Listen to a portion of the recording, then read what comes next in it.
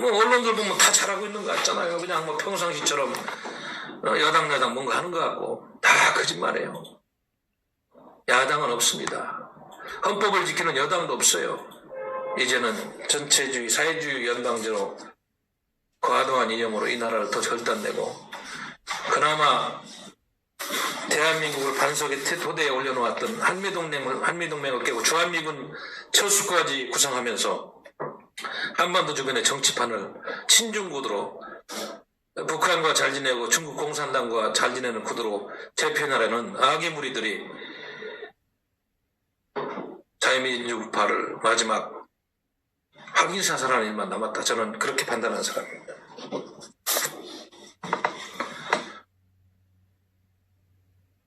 참 기가 막히죠. 존경하는 우리 당원 동지 여러분, 반성할 인사들은 반성하지 않고 양심에 털이 났는지 유승민 씨 같은 분은 뭐 대선 출마한다고요? 박근혜 대통령님 탄핵하는데 앞장서고 반성은 안 하고 4.15 총선 망치는데 기여한 탄핵 문제는 거론해서도 안 된다는 반성하지 않는 인사가 뭘 대선 출마해가지고 뭘 바로잡고 뭘 좌파하고 싸운다는 얘기예요. 그분이 싸울 수 있는 칼날이나 있어요? 다 썩어빠진 칼자루 하나 들고 뭘 대선에 나온다는 거예요. 이래도 속는 국민들이 있다면 대한민국은 더욱더 희망이 없는 겁니다. 유승민 씨도 이걸 알고 지금 뭐 미국에서 경제학 박사까지 한 석학인데 알고 하는 건지 모르고 그냥 면피하려고 하는 건지 도대체 이해할 수가 없다.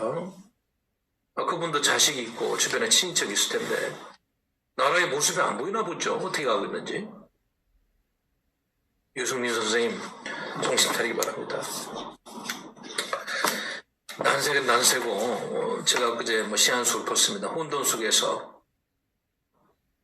방황하고 있는 양심 세력들, 정의로운 세력들이 하늘의 보험으로 뭔가 힘을 좀 얻어야 되는데 걱정입니다.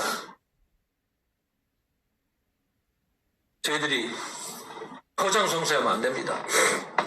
경제적으로 좀 살고 있다고 분단 문제가 해결된 것도 아니고 이념적으로 자유파의 우수성에 의해서 북한 체제를 제압하고 통일된 것도 아니에요.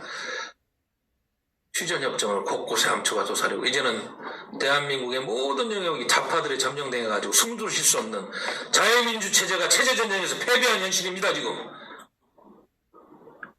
이제는 양심을 가진 지식이나 지도층 두려워하면 안 됩니다. 4.19 혁명이 일어나서 이 나라의 체제를 바로잡았듯이 역사는 그렇게 간단히 이루어지는 게 아니에요. 요즘 제가 느낌을 보면 꼭 폭풍 전야 같아요. 엄청난 시련들이 오지 않을까 이런 걱정을 해봤습니다. 우리가 대한민국 현대사에 대해서 아무리 영어 수업만 가르치고 살찐 돼지들처럼 정신이 부패했어도 최소한 역사인식은 바로 하고 대한민국이 어디서 있고 어디로 가야 되는지에 대한 교육만큼 바로 해야 되는데 전교주들이 잘못된 좌파 성향의 매체들이 국민 정신을 다 먹는게 했어요. 안미하면 그것이 지식인의 큰 자랑거리고 유행을 타는 것 같이 인권을 이야기하면 뭐 마치 못하는 것처럼 여러분 역사가 그렇게 간단한 겁니까?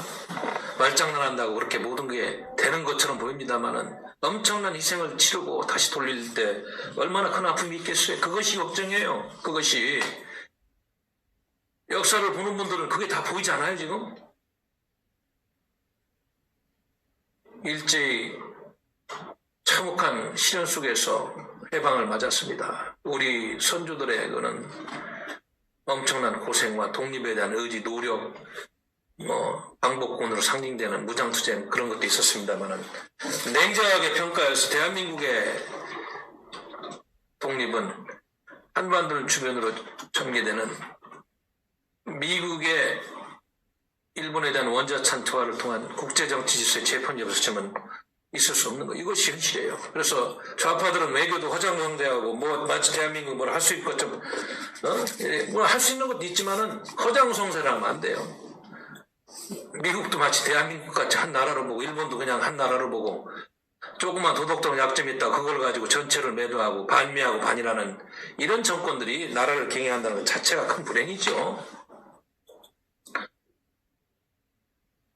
그래서 하여튼 이승만이라는 해안을 가진 국가의 지도자가 국제정치를 명확하게 읽는 그런 리더십을 가지고 해양 세력의 주축인 미국 편으로 대한민국을 끌어들여서 이나마 풍요를 누리고 물건도 팔고 수출입 의존도가 지금 70%인 나라에서 부를 유지하고 있는데 이거를 부정하면은 수출입도 막힐 것이고 경제 번영의 토대도 무너져서 이념적으로도 전체주의로 가면서 아마 국민소득 100만 달러 이하로 떨어지는 건 시간 문제일 거예요. 그 길을 왜 가려고 하는지 모르겠어요. 이념이 그렇게 소중하고 미국이 그렇게 싫습니까? 중국 공산당한테 가까이 가가지고 패권주의 배우고 전체주의 배우고 종교 탄압하는 거 배우고 인권 탄압하는 거 배워서 북한의 알량한 우리 동포 여러분들 신음하는 거 보고 대한민국 국민들이 뭘 배우겠어요?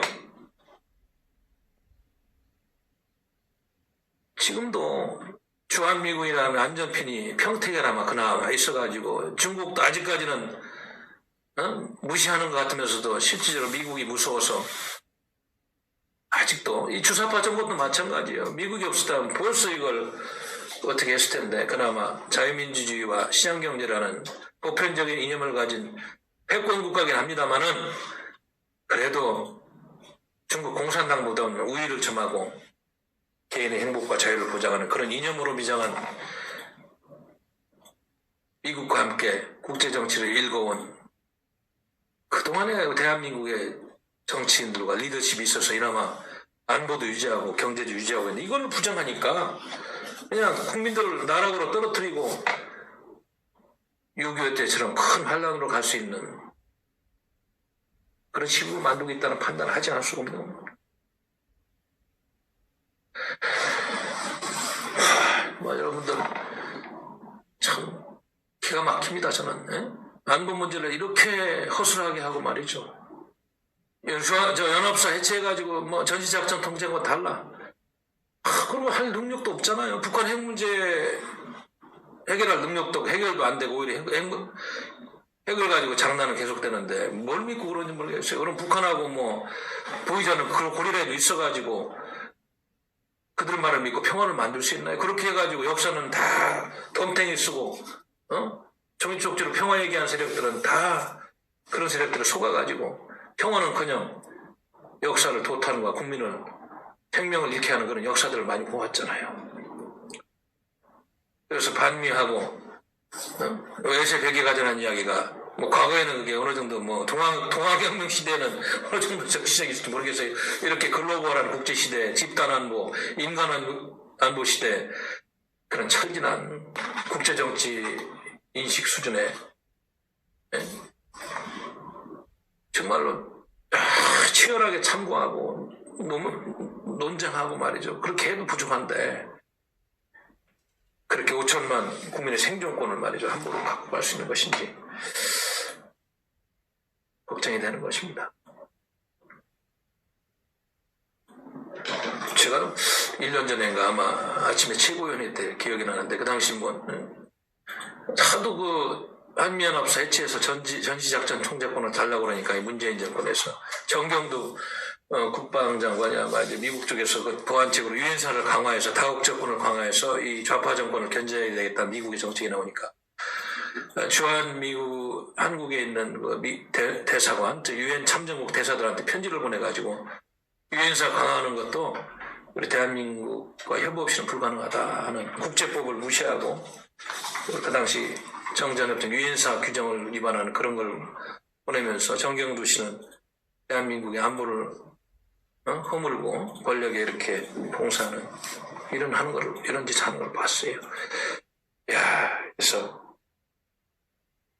현실적인 분단 국가로 살아가는 우리 안보태세 정신 자세가 무엇이어야 되는지 다시 한번 느끼게 하는 그런 대목들입니다.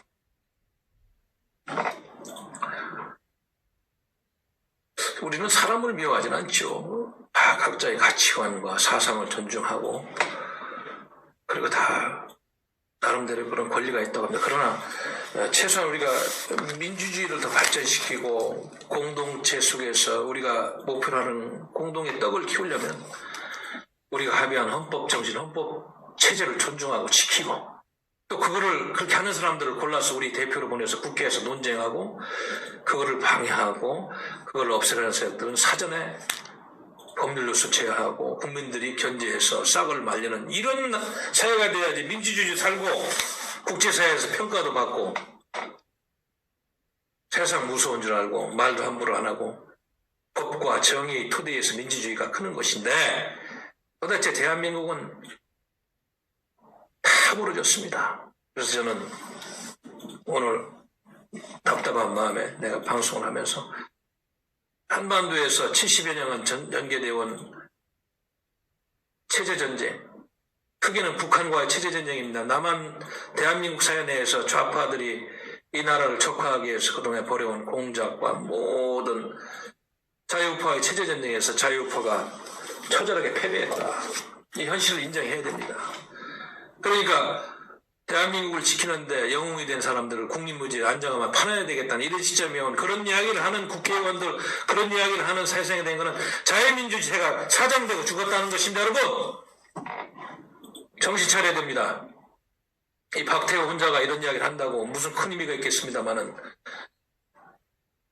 지난 화요일날도 제가 어둠과 암흑의 시대에 신음하던 그 시대에 나라의 독립은커녕 나락으로 떨어진 시대에 독립을 꿈꾸면서 백마 타고 오는 초연을 이야기했듯이 우리가 겉모습은 멀쩡해 보입니다만은 다 썩고 곰고 타락한 자유민주 체제의 이 현실을 보면서 그래도 훗날 이런 방송이라도 보면서 그래도 우리 선배들이 이런 이야기를 하면서 고민했었구나 하는 이야기를 들어요. 또 현실적으로 그걸 막아야 되고 우리 공화당도 이런 차원에서 철학을 재정립하고 야당도 없고 보수도 안 하겠다는 인사사에서 우리 공화당이 정당으로서 어떤 철학과 어떤 자료로서 이 나라를 구해야 되는지 그거를 점검해보고 고민해보자는 차원에서 제가 한 말씀 올렸습니다.